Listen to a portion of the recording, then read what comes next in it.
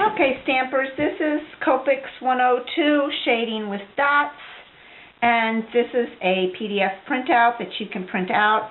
You want to print it out on your Nina cardstock so that you will be practicing on the correct cardstock. And this is just a practice section over here with the circles. And here with your basic blending, this is just kind of a review spot. You're going to pick your three colors, and again, just a review on picking your monochromatic colors. You want your letters to be the same, so I've got all B's, all blues. Your first number should be the same. I've got all zeros, and then your second number is going to be 2 to 3 digits apart. I've got B00, B02, and B05. And you're going to start with your lightest color and color in your circle with circular motions, and that just saturates your cardstock.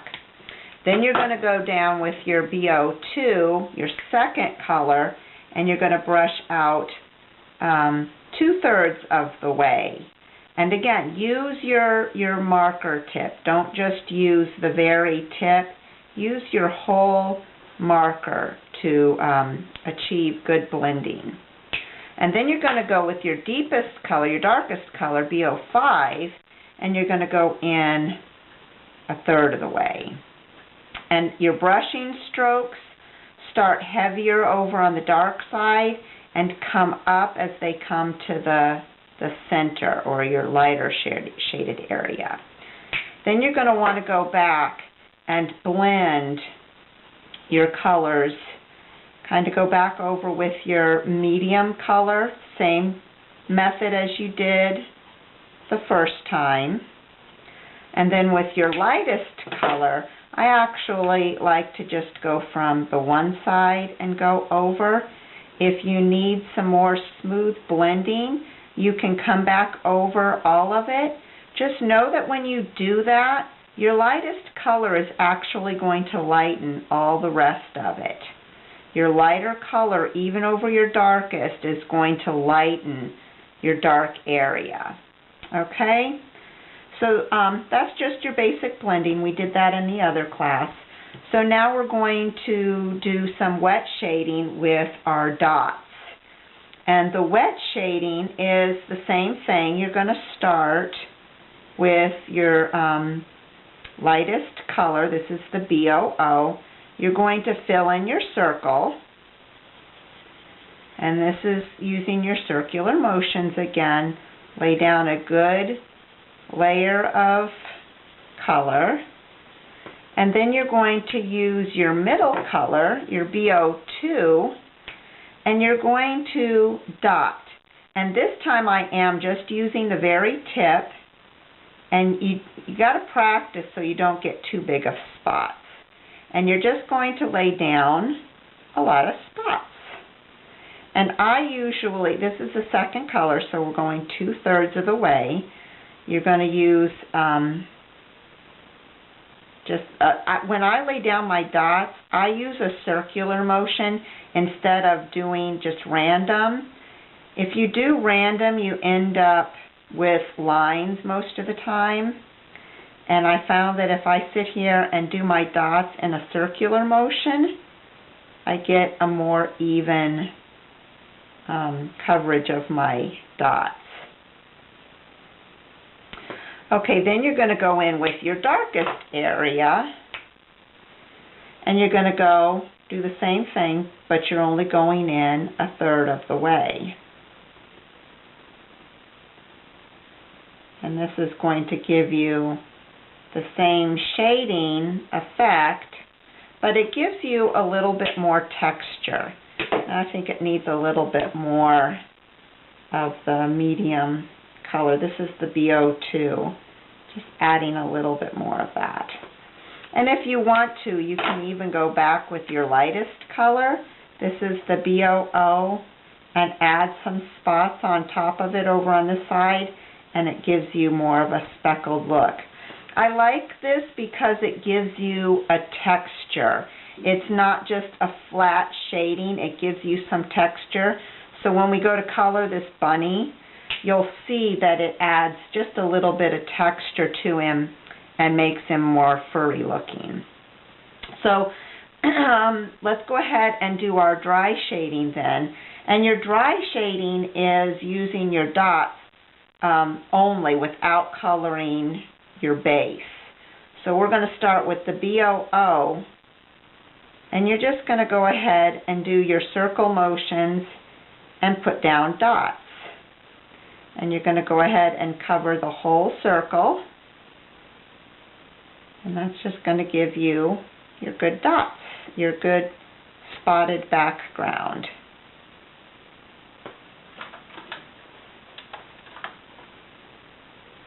And I like to do this method, like over here on this flower, as a background. You're probably thinking, when would I ever use this? This makes good sand as well, or good grass, good sky, good shading. Okay, so that was my BOO. Now I'm going to go in and do the same thing with my BO2. And actually, instead of doing it side to side, I'm going to do it from the center out. So I'm going to have my lightest area in the center. And again, I'm using my circular motions, circles in my dots. And you'll just have to practice your dots. You just barely want to touch the paper. The bigger the dots you have, the more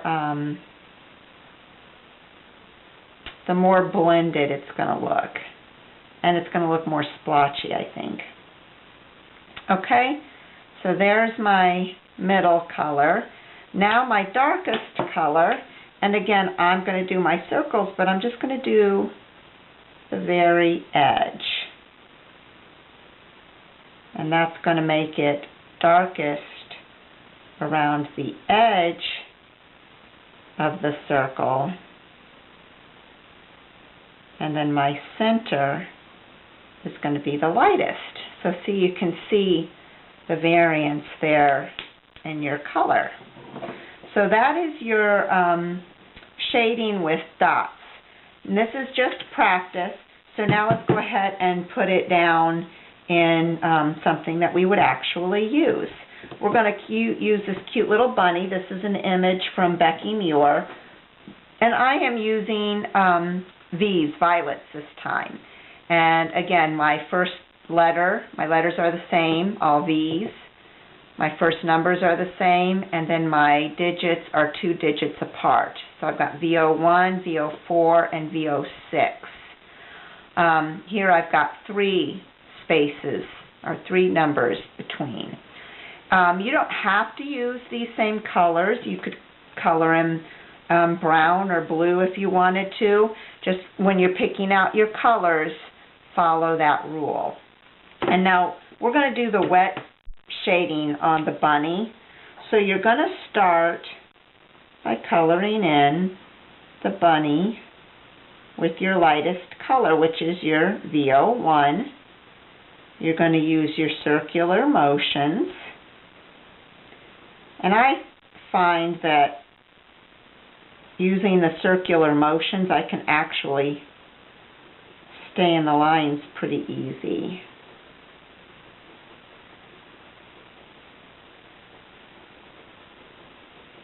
So we're just going to color in the whole bunny. I'm going to leave those ears. I'm going to color them pink. Same with his feet and his nose.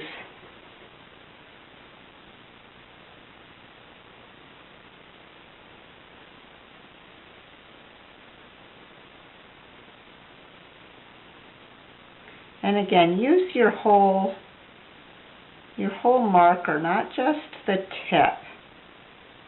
Whoops, that's not... Okay. See, I went down here some, that's a white space. But I will show you how to correct that. Again, with the shading of the gray, you can cover up a multitude of sins with your grays.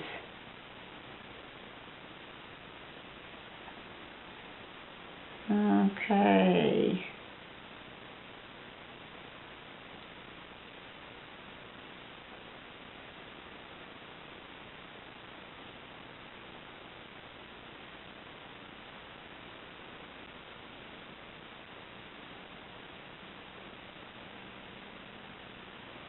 And again, since we're going to be coloring these sections as well with another color, your other color will blend over it. So if you go in that section a little bit, the Copic markers really are very good at making corrections if you make a boo-boo or a mistake. Okay, so I have my bunny, and he's all colored in with my lightest shade. Now, I am going to go in with my middle color, my VO4, and I'm going to add dots to the areas that are going to be the darker area. Like right under here, on his bottom part of his ear, he's going to have more shading. So I'm doing my same circles, and I'm going to put just a little bit right up here at the top of the ear, leaving the light hitting the very top.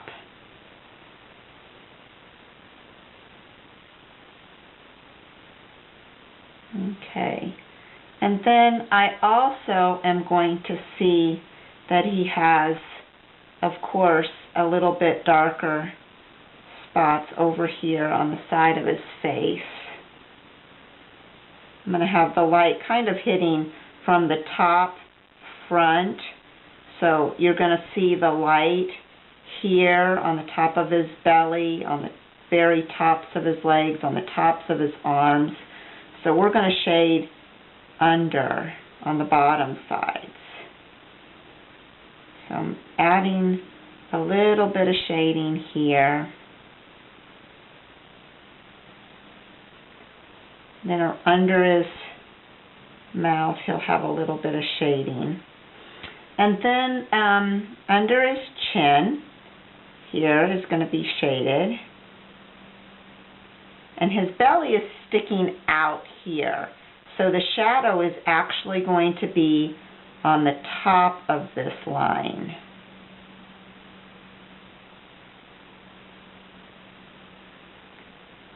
Okay, and then under the arms a little bit and to the side of his belly.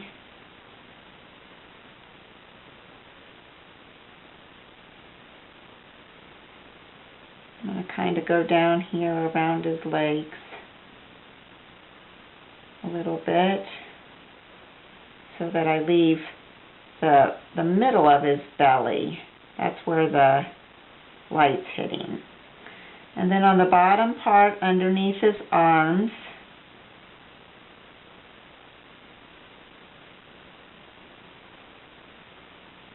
if you want to do a little bit on his fingers, you could do that. And this is kind of like giving him a furry texture too. And then on his legs, I'm going to do the bottom half of his legs and then around the pads of his feet.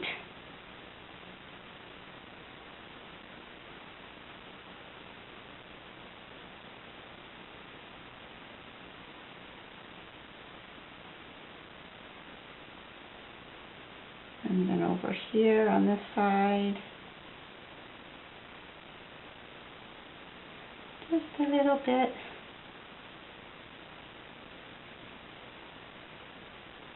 Okay. So now I'm going to put just a little bit. The light's going to be hitting him on the top. His head kind of needs to be shaped. And I'm going to do that with my shading.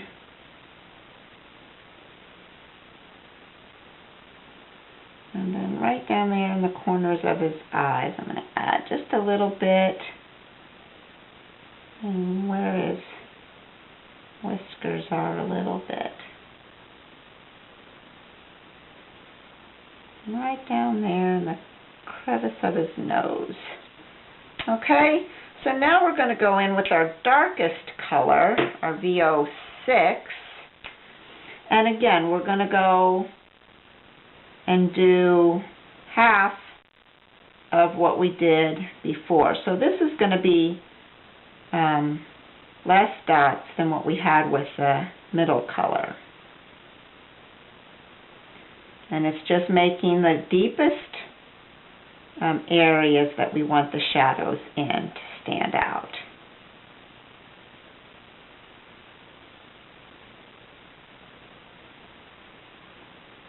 Okay. So I'm just kind of following where I had the dots before. Not doing any new sections.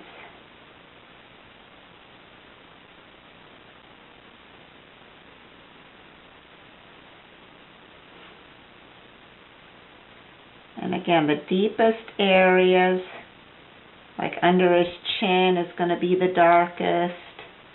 Under his arm. Under this belly roll.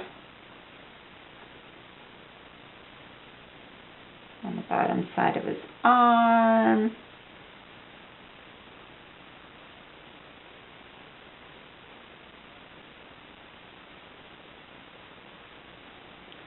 Around his foot, just a little bit. Not a lot. And you'll find that as the colors dry, they're going to blend a little bit more the more they sit here. When you first put them down, they're not as blended.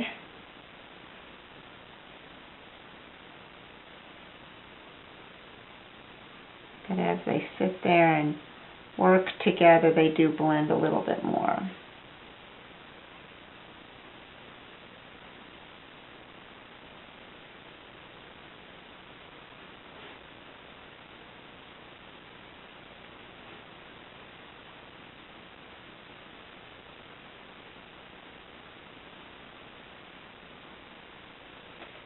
Okay. Now, if I'm going to go ahead and let this blend a little bit, and while I'm doing that, I'm going to go with the R20, and I'm going to color in the pads of his feet and his nose. I'm going to let all those colors settle a little bit.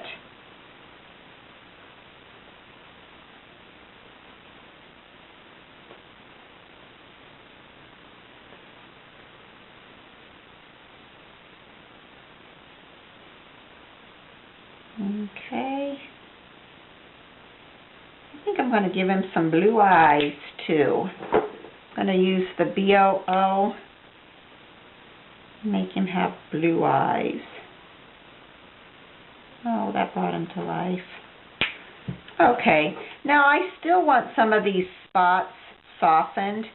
So I'm actually going to go back with the VO1. And I'm just going to lightly color over what I had done.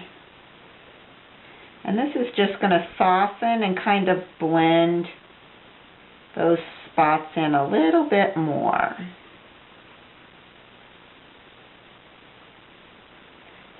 And you'll see it gives him a nice texture, so he's not so flat and boring. Kind of brings him to life. He's such a cute little bunny.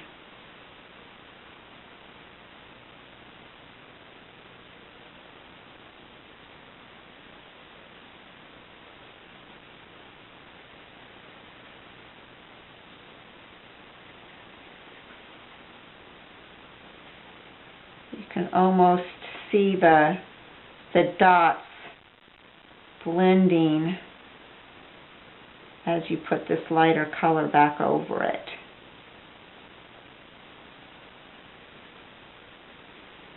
See those just blend and soften.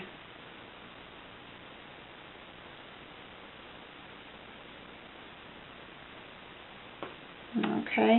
Now actually I want to do a little bit of blending on his pads and stuff. So I think I'm going to go in with the colorless blender. This is the 0. And I'm going to do the same thing. I'm going to do just some spots.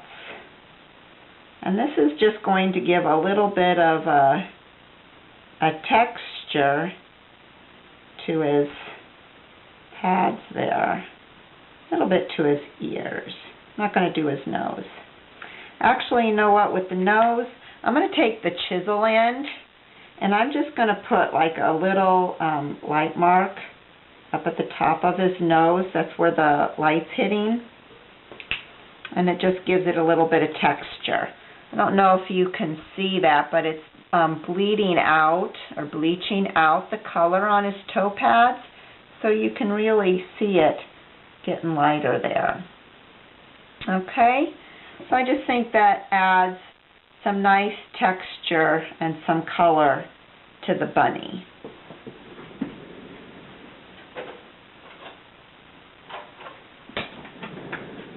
Okay, so we want to add some shading and give him some depth. So I'm going to go in with the C3 again, and I am going to put a line on the bottom side. Okay, now we said that the light was coming from the top center. So I'm going to actually just pick one side. And sometimes when I'm picking my side, I will look to see if there's some areas that I went out on that I want to cover up, or if there's something else that I want to correct, but I don't really see a whole lot, so I am going to go with the right side. And I'm just going to go ahead and continue up on the right side and the bottom side of the image. Okay, but not the top side. Only the right side and the underneath. So if the sun is hitting it, or the light's hitting it from the top, there's not going to be any shadow on the top of his arm. There's not going to be any shadow on the top of his ear. It's only going to be on the bottom side and on the right side. Actually, in these middle sections, you could probably just do the whole area. Okay, and I'm going to do under his ear here. Okay, I got it under his arm. Even if you want to, under his chin, the gray is just going to add a little bit more of a shadow. It's not going to add gray, but it just kind of defines the line a little bit more.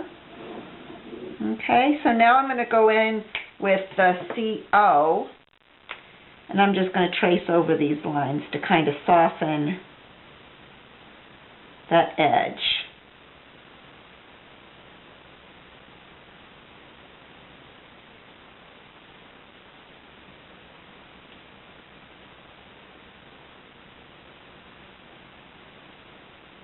Okay, that just really brings him to life and makes him pop off the page.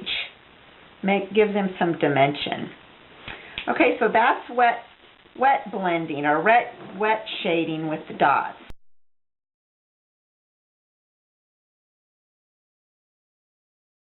Now we're going to go to the dry shading. We're going to color the flower first. And I'm just going to use wet blending. I'm going to use RO2, RO5, and RO8, starting with my lightest color, adding my color to the whole image where I want it to be colored.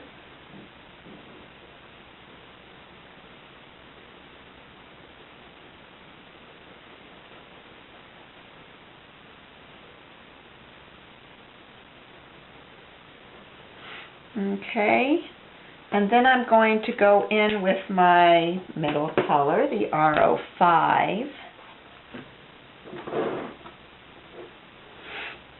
And I'm actually going to do my brush strokes from the outside in some into the center of the petals.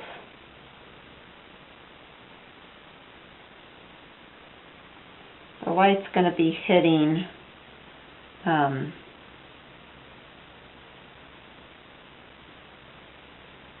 the tops of the petals. And this is a little fold over on the petal. So I'm just going in on that just a little bit. I'm just going to give it a little bitty touch there. And then this petal is behind the other petal.